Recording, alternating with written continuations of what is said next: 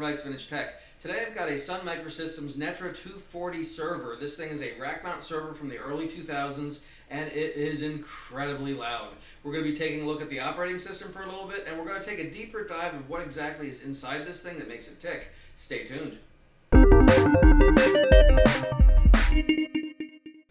Thanks for watching. If you like seeing old systems like this get saved from the scrap bin and featured on my channel, consider subscribing. It means a lot. Also, I do have a channel update at the end of the video, and I hope you guys stick to the end. Thanks. Alright, now that we got all the intros out of the way, you're going to notice I don't have a monitor, keyboard, mouse, anything on my desk right now, because this thing is incredibly loud. If I were to start it up right now, you wouldn't be able to hear me talk. In fact, let's give it a quick listen. Now, imagine me trying to do the whole video with this thing just pumping out this noise. On top of all that noise, it gets incredibly hot. Now, I don't know if you're keeping track of the weather, but this time of year we are in the middle of a heat wave in the Northeast, and if I were to run this thing and make the video at the same time, I'd be a sweaty mess. So we're going to skip that. I am going to show you a little bit of the operating system. I'm just going to dub over it, so I hope you like that. And let's get to that. Alright, here we are at the initial boot right before the OS loads. We're going to quickly log in as root and we're going to see the Windows Manager load. Right about now you're seeing everything coming up, Nautilus, volume check, all that. And it's a little slow. It is an older computer and this is the latest release that works on it. You'll notice right away there is no audio. There are no audio devices installed, but I do have networking, which is nice. Take a quick look at the date here, and the date is correct. That is basically because the CMOS battery is alive. Quick look at SMB. There are Windows shares available, but not on my network currently. None of my servers are online. Looking here, we have Firefox, some applications. There's several games and accessories that are in this folder here. Many games that are pretty simple games but addicting to play. We'll get into those a little later. But let's take a look at the internet. Now, the Firefox web browser, it is using a somewhat up-to-date version for how old the software is. Going to the Help and About Firefox tab, we're going to see it's running Firefox ESR 10.0.7. That's Extended Service Release. That's mainly the type of browser that would be used at universities or corporations. Let's take a look at one of the websites that does work fast. So we're going to run a quick test, just see how fast the internet actually is on this old thing. And it's not doing terribly bad for how old it is. 130 megabit on a 20-year-old computer is pretty good. Let's check out speedtest.net and just see if that works. And we're going to say no, that does not work. There's a lot of websites that just will not work. Some websites do, but a lot don't. But I know one that does, frogfind.com. Let's do a quick search, just, random search for something on the internet. How about Ike's Vintage Tech? So let's go ahead and click Ribbit and get to that. And here we are. There I am on the internet, and you can't parse it because it's YouTube. But let's go ahead and close that out and pull up just the channel, and you're going to see that this is about as far as YouTube will load. It won't do much. So YouTube is not one of the websites that will work on this, unfortunately. But Google does. So you can go right to Google. And let's go ahead and go to About Google and just see what loads here. Probably not much. So yeah, not a lot of graphics, a lot of text, so it does have the text working at least. But, it is an older computer. Not too much you can do with it. Here's apple.com. That doesn't work. Well, we are using Sun hardware here, so let's try oracle.com. And also no. So none of that worked. Let's just close Firefox and check out some other stuff here. We're going to go back to the applications, graphics, image, graphics, and there are a few different things that you can use here. PDFs, image viewer, image editor. So this is basically running GIMP. Anyone familiar with Linux is familiar with GIMP. So let's just go ahead and click all the continues on this and we'll get loaded up. And really not too much to see here. It's, your basic empty palette once it loads. And here we are, first time opening it. And yeah, not too much to do, so let's just close that out. All right, let's take a look at that launch tab again. We have several applications, accessories, games, graphics, internet, multimedia, yada yada yada. So let's go ahead and just take a look at everything in here. There's CD player if I had an audio device. We do have OpenOffice on here. You would have to install it. There's some programming stuff, utilities. There's quite a few things here that you can go through. If you want to pause it, you can, to take a look at every little thing here, but we're just going to go down to the update manager and see that it doesn't work. So this thing is, well considered offline. Unfortunately, there's no more online downloads I can get to from Oracle directly. All right, let's go ahead and open up Mines and play a couple of rounds until I win. Nope, not this game. Let's try another. Nope, not that one. All right, this is going to be the one that I win. I can feel it in my bones. This is my actual play speed. I promise that this is not sped up whatsoever. Scout's honor. And look at that. I think I got it, and boom, I won. That was an amazing game. Just pay no attention to the time frame and look back to where I started recording this, because that would be embarrassing. Quick look here, we got desktop viewer and your basic help file for the desktop. There's a lot of resources here if you just want to kind of check this out. You would go there, learn how to use some basic functions, but of course, I'm not going to read the manual. So let's go ahead and look at some other things we can do here. We can change the resolution. Nope, for some reason I couldn't get that working on here. It's, the resolution fit my monitor just fine, so I'm happy with it. But let's go ahead and see what else we can do here. There's some mouse settings. You can change your click speed, your cursor, your orientation, all that stuff. The next thing we want to take a look at here are the computer. We can look at the file system here. And it pretty much matches the launch folders pretty well. All the games are in the game folder, and this is just a Windows Explorer, Macintosh Finder looking system here. Now we go here to the smart card console. I didn't have a smart card installed, so that's not going to work, and I don't have the server running either that would require that to be up and running. The performance meter doesn't really tell you much. I don't know, maybe I'm looking at it wrong, but I didn't get much information off of that. So let's go ahead and close that and check out the next thing here. And we are going to take a look at our desktop preferences, and I want to change the background. So let's take a look at that. Display and desktop background. Now, there are several wallpapers here to choose from that are definitely early 2010 looking wallpapers. And yeah, it's your average Java coffee cup. You got some bubbles, a guy on a hang glider. Not really high resolution images either, but they're pretty nice. If you're clocking in at work and you want a nice background, you'd come here and just change something other than the basic aqua blue looking desktop. But there's plenty of desktops to choose from here. I'm going to go back to the one that I like for this particular thing. Little brand logo in here. That why not? And yeah, let's just log out of here and get back to what's on the inside of this thing. All right, now that we got the operating system segment out of the way, let's take a look at the inside. If you notice, I do have a crucial warning light on the front here. It's that little red dot. It's basically telling me I've got a dead fan. I believe it's up in the front here. That's something I'm going to have to try and source. I don't know if I can easily just go to Sun Microsystems Oracle and say, hey, do you got a fan for this 20-year-old computer? Probably not going to happen, but I will try to fix it, and maybe it's something I can source on the regular market, such as a Noctua fan or whatever, but we'll get to that later. First thing I'm going to do here is unplug it. This thing is always on, even after you unplug it for a little bit. So this thing is always on. It has a little net management system that you can either get in through serial, or in my case, I can get right into it through the network port. Pretty straightforward there. To get this thing open, the whole front panel just hinges down. Now, typically, to get that hinge down, you would have to have it pulled out of the rack. This is not a rack, obviously. So I'm just gonna pop it up on something a little higher, and we'll take a look at the insides. For all my random propping stuff up, I use Pelican. God, I wish they were a sponsor.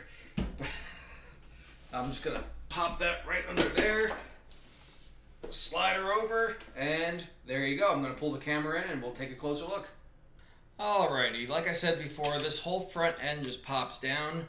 I am missing a screw on this side, so I'm not gonna get too deep into that with this thing off. There is an air filter in the front here. Your CD-ROM can pop right out, and more importantly, you have 2 hard drive bays here. I'll just take a little quick picture of that for you. But these pop out just like that, and I'll slide that right back in. This particular drive is an old IBM UltraStar. It is 30 some odd gig. Of course, it doesn't want to go in because I'm holding it sideways, but let's slide it back in and lock it in and get that back in place. The back side here has a little thumb screw. You just loosen that off and pop the whole thing up like that. Now you are going to have your whole directions on how to replace RAM and pull other stuff out. Pretty straightforward. A lot of servers of the time had that. You have 2 fans right here. You also have this whole compartment right here that just pulls up with a screwdriver release. Let me get my screwdriver. In lieu of my regular screwdriver, I have this lying around, so I will just use this. It's not a full screw, it just is a little release. Once that pops out, you can go ahead and tilt the whole front just out like that. You've got 2 more fans under here. One of these is the dead fan. Couldn't tell you which one. They both seem to spin freely, so maybe it's just a disconnected cable, but I doubt it. It probably is an actual dead fan. This thing has been probably running up until recently, as far as, you know, starting in 2006 when I can tell it was made. So yeah, this thing has got a lot of life and a lot of years behind it. It still works though, which is great. So once you get those off, you've got a little thing here. You can pull this fan cage up. You've got your 2 processors right here. These are SPARC processors. They are not Intel or AMD or anything of the like. They are their own Sun SPARC processor. On top of that, you do have 2 extended PCI slots, and then the lower card here is your graphics card. This thing does look like it is an ATI Radeon. I'm not sure what type. I'll pull that out in a moment. You have a regular CR2032 CMOS battery. That is a great addition. Other SPARC or RISC servers of the day actually had either a clock chip or more hard to find batteries. Luckily, this is just a standard CR2032. Real easy to manage. You've got your IDE cable here going to the CD-ROM, and then you also have your SCSI cable here for that. You also have little thumb screws for just about everything in here. Everything that you need to remove has these great little green clips here that you can just disconnect real easy. And your power supply over here is actually a redundant 2-bay power supply. So not only is this thing extra loud, it will draw lots of power that it needs because it has a lot of fans to run and a lot of heat to dissipate. When this thing was running in the middle of the heat wave with my AC on, the room was still cooking, and there's nothing I could do about it while I was filming the software portion of this video other than just to sweat it out. It was not a great time. This particular model has 4 gig of RAM.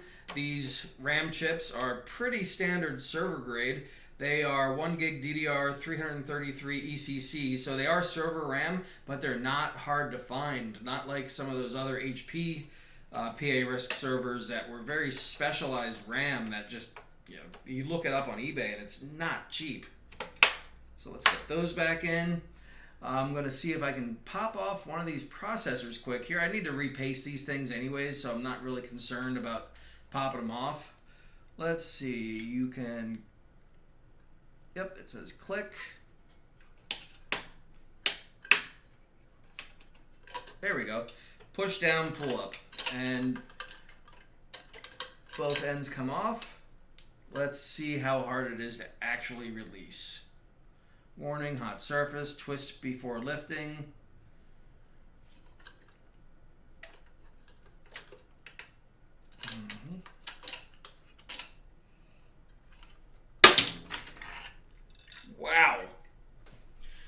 Okay, that was very hard to get off. The thermal paste on this thing is absolutely just crusty, so it's a good thing I'm taking this off. You heard that loud bang. I hope the microphone picked it up clear, but ooh, that was something. So yeah, you can actually read the text in the thermal paste on the heatsink that is laser etched into the CPU. Let me see about cleaning that off real quick so we can get a cleaner look at that CPU die. Here's me really hoping it comes off. There we go. It's actually cleaning up quite nice. I will take a quick little picture of that so we can see what it looks like. But I'm going to actually be putting clean, fresh thermal paste on this thing because it definitely needs it. So we have a Ultra SPARC 3 from 2001. So that's just a copyright. It could possibly be manufactured later because I believe the board has some date stamps of 2006, if I read that right. I may be wrong, but 2001 definitely puts it in the vintage ballpark for what my channel likes to cover. And it looks like it's pretty straightforward to pop off there. Just raise that little bar that pops that out just a smidge. Do not bend the pins. I can't just buy these things easily. There's all your pins on the back side. I don't know if this is coming in focus or not, but there is the top of the processor. You can take a peek at that. I'm going to go ahead and put this back on very carefully. I do not need to be bending this or destroying these pins prematurely because this thing has lived a long time and it would be a real shame if I was the one to break it. There we go. Nice creaking sounds of plastic. It's always nice to hear. To get the PCI cards out, you just release this little thumb screw on the side, and then that thingamajigger comes loose, and you try not to damage your motherboard. Little captive device like that. And then your PCI card should pop right out with a little force. This is the network card here. Like I said, it is an extended ISA, or yeah, not ISA, extended PCI. Pretty standard slot for servers back in that time before PCI-X. And I definitely want to see what type of GPU this is. Is this a VGA? Is it not VGA? Is this thing... I can't get you off. Ah, there we go.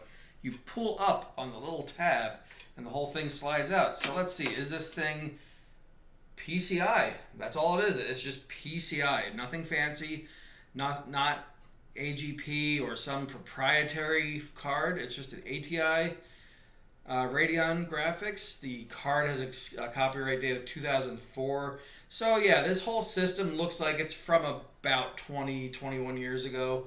It does have a little Sun Microsystems compliance sticker on the bottom. Yada, yada, yada. It's probably nothing fancy. It's just, you know, you've got DVI, you've got VGA. That is a nice feature, but nothing terribly rare or hard to find there. That's a PCI video card. Also, the other CPU right here, pretty much the same as this one is going to be. And that is the inside of this thing. This thing is a workhorse for its time. I would not want to be running it daily for much other than just curiosity because of the power draw that this thing has.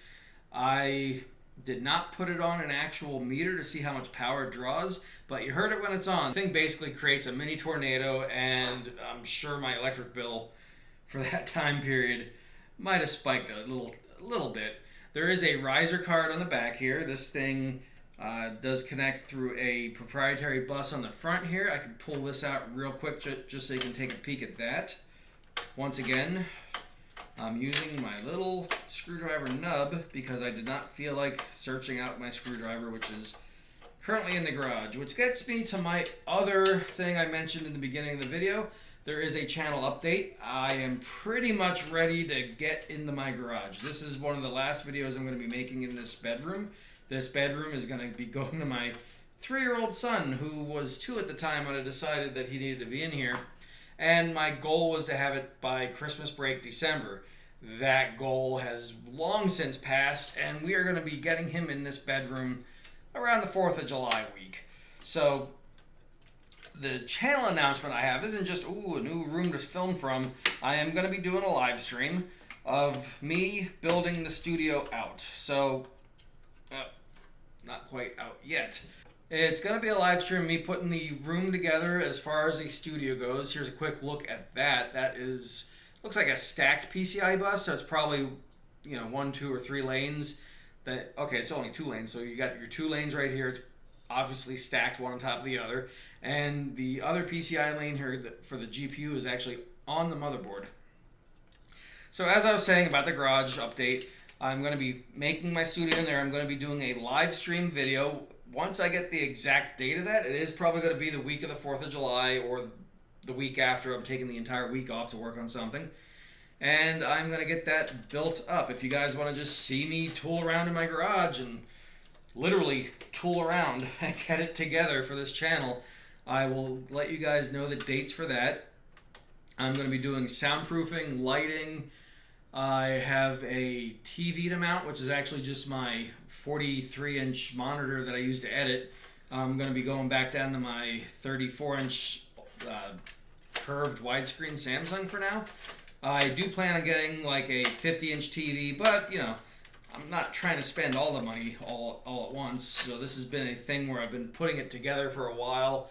I picked up some pretty nice sound tiles that will kind of give a nice aesthetic, and it seems to be that every podcaster out there is using them. So, it'll be a look that'll probably date these videos.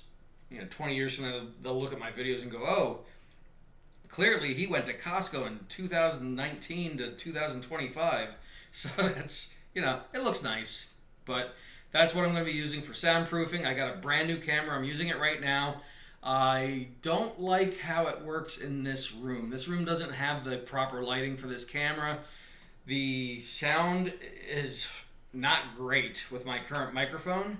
It's a great microphone. It's just too much echo in this room, and it picks up the echo pretty horribly. But my old microphone was not compatible with my new camera, so that's what I'm doing.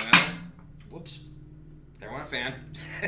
I don't feel like recording a separate audio channel and having to dub it over my video, and I only wanted to do that for the parts I needed to, such as the software, because you weren't going to be able to hear me if I was just running this thing loud as it could be.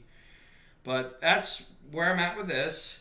I'm going to pull the camera back out, but that's where I'm at with the channel right now. I am very excited to get down in the garage, get the proper acoustics going, proper lighting.